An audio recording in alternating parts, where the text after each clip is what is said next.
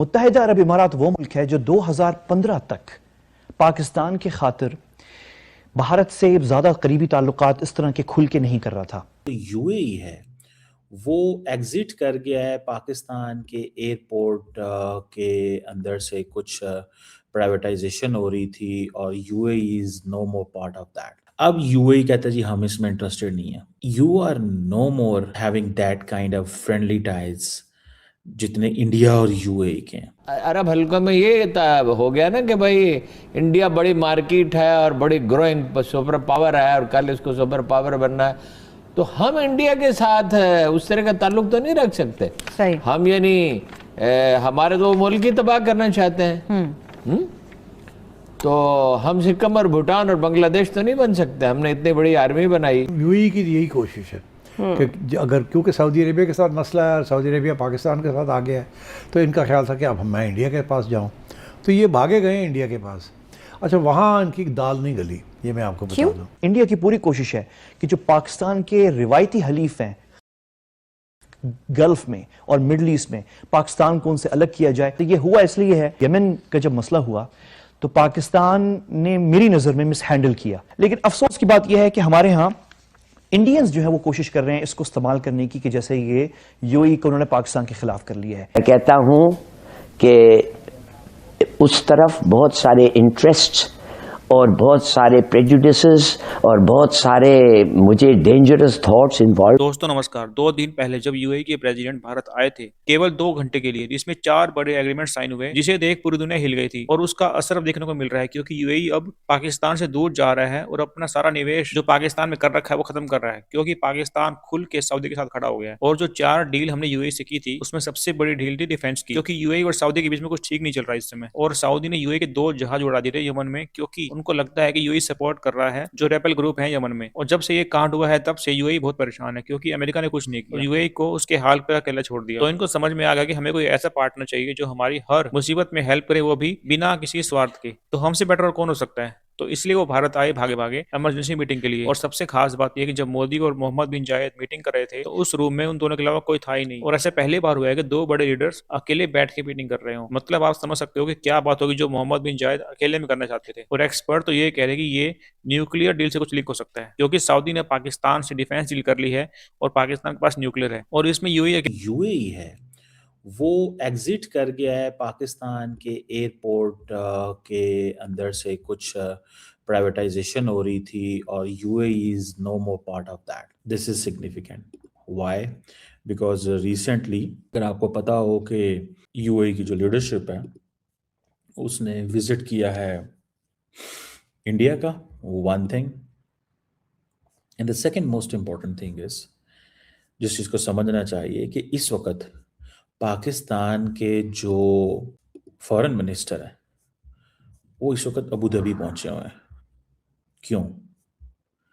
क्या कन्विंस करने जा रहे हैं या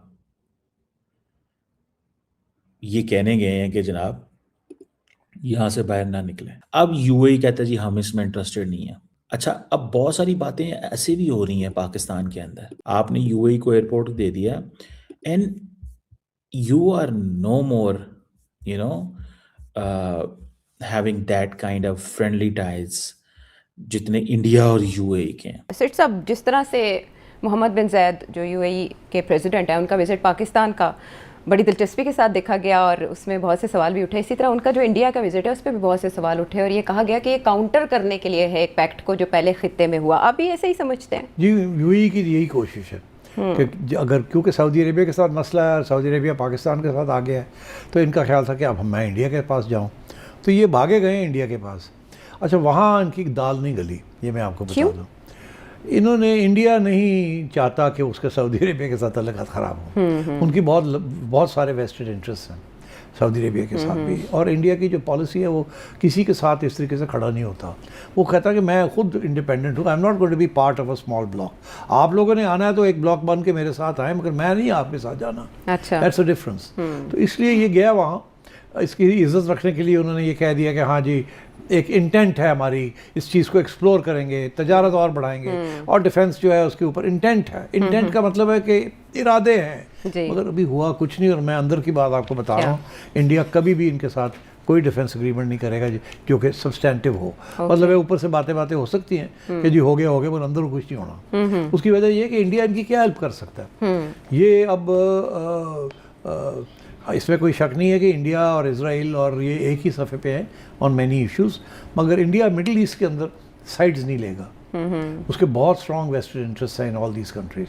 वो किसी एक के साथ दूसरे के खिलाफ नहीं खड़ा होगा। सो आई थिंक ये यूएई वाले गए हैं वहाँ, इन्होंने यही कहा ना कि आपकी बड़ी इन्वेस्टमेंट है यूएई में, ये है वो है, वो डबल होने जा रही है ट्रेड भी। उन्होंने बात सुन ली, इसकी इज्जत रख ली, कहा अच्छा ठीक है, स्टेटमेंट ऑफ इंटेंट कर देते हैं। अच्छा। मगर मेरा ख्याल है नरेंद्र मोदी ने बेसिकली कह दिया कि मुश्किल है हमारे लिए। इसीलिए हिंदुस्तान टाइम्स की स्टोरी थी कि he came, he met and he left, इससे आगे कुछ भी नहीं। अच्छा, जहाँ इतना इंडिया इन्वॉल्व है तो एक और मामले में इंडिया एक पार्टी है, फरीक है, ICC world cup T20 world cup होने जा रहा है और उसमें बांग्लादेश का मसला पड़ा है। बांग्लादेश की जानिब से ये इनकार है कि हम इंडिया में नहीं खेलेंगे, श्रीलंका में खेलने को तैयार हैं। लेकिन अब उसके बाद पाकिस्तान कैसे देखेगा T20 वर्ल्ड कप को? बांग्लादेश ने तो कह दिया हम नहीं करते, तो उन्होंने कहा जी नहीं करोगे तो दूसरे को ले लेंगे। अगर पाकिस्तान भी यही करता है कि हम बांग्लादेश की साइड लेते हैं, मगर रीजन कोई नहीं देता, ये तो नहीं कहता कि उनकी सिक्योरिटी का इशू है। बांग्लादेश ने तो कहा मेरी सिक्योरिटी का इशू, पाकिस्तान तो ये नहीं कह सकता, तो क्या करेगा पाकिस्तान? क्या करेगा पाकिस्तान? तो obviously it will be A political decision. Bangladesh is not saying it's a political decision, वो तो कह रहे हैं सिक्योरिटी का इशू है। हाँ, ज्यादती हुई उनके प्लेयर के साथ, तो आप क्या कहेंगे?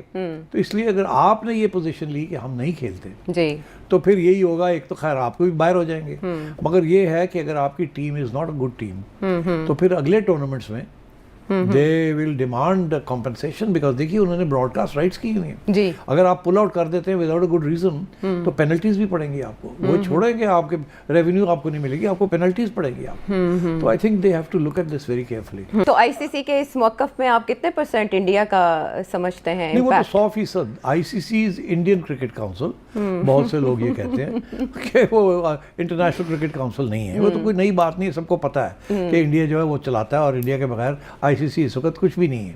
अच्छा, मगर बात ये है कि मैं अगेन ये कहूँगा कि अगर बांग्लादेश ये फैसला 6 माह पहले करता तो उसका केस बड़ा स्ट्रॉन्ग होना था, और उसने उस स्टेज पे किया है, जबकि अब अगर आईसीसी चाहे भी तो इस स्टेज पे इतनी तब्दीलियां करना, सारे चीज़ों को तब्दील करना, और उनको ये सारा अपसेट हो जाता है जी। कुछ दिनों का वक्फा है बस। हाँ, तो इसलिए मेरा ख्याल है आईसीसी ने यही फैसला किया कि नहीं, अगर आप नहीं खेलेंगे तो आपको बाहर निकाल देंगे। और स्कॉटलैंड की टीम को इन कर दिया गया, वो कर दिया उन्होंने। तो आईसीसी तो अपने पाँव पे खड़ा है और तकड़ा है। हाँ। बांग्लादेश जो है उन्होंने अपने आप को, जैसे कहते हैं ना, एक वन साइडेड स्ट्रीट में डाल दिया है, ना आगे जा सकते हैं ना पीछे हट सकते हैं, इसलिए उनके पास अब चारा कोई नहीं था। अगर अब भी वो कहते हैं अच्छा ठीक है हम खेल लेते हैं इंडिया के अंदर, तो वो कहते हैं ना we would have to swallow their pride. दूसरी चीज़ ये कि मेरी व्यू ये है कि इनको खेलना चाहिए था।